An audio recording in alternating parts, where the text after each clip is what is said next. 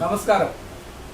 നമ്മൾ ഇന്ന് ജീവിക്കുന്നത് ഡിജിറ്റൽ യുഗത്തിലാണ്. എല്ലാ കാര്യങ്ങളും ഡിജിറ്റലായി നടന്നുകൊണ്ടിരിക്കുന്ന ഒരു കാലഘട്ടം ജീവിക്കുന്ന നമുക്ക് GCD ഗ്ലോബൽ കമ്മ്യൂണിറ്റി ഡെവലപ്മെൻറ്റ് എന്ന് പറഞ്ഞുകൊണ്ട് ഒരു ക്രിപ്റ്റോ കറൻസി സംവിധാനം നിലയിൽ കൊണ്ടുവന്നിരുന്നു.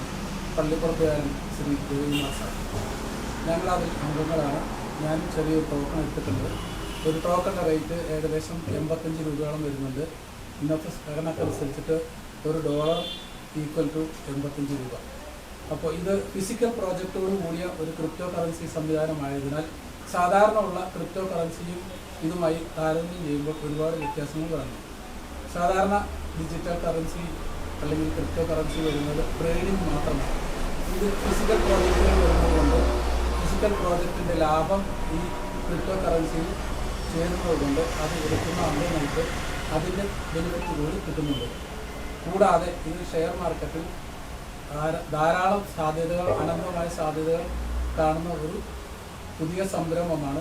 എല്ലാവരും അതിൽ പങ്കാളികളാവുക. ജനപങ്കാളിത്തത്തോടു കൂടിയാണ് ഇത് മുന്നോട്ട് പോകുവാനായി സാർ അത് സംവിധാനം ചെയ്തിരിക്കുന്നത്. അപ്പോൾ അതിനനുസരിച്ചിട്ട് എല്ലാ ജനങ്ങളും ഇതിൻ്റെ പങ്കാളികളായിക്കൊണ്ട് ഇതിൽ ഭാഗവക്കാവുക. സാധാരണ ക്രിപ്റ്റോ കറൻസി പോലെ അല്ല.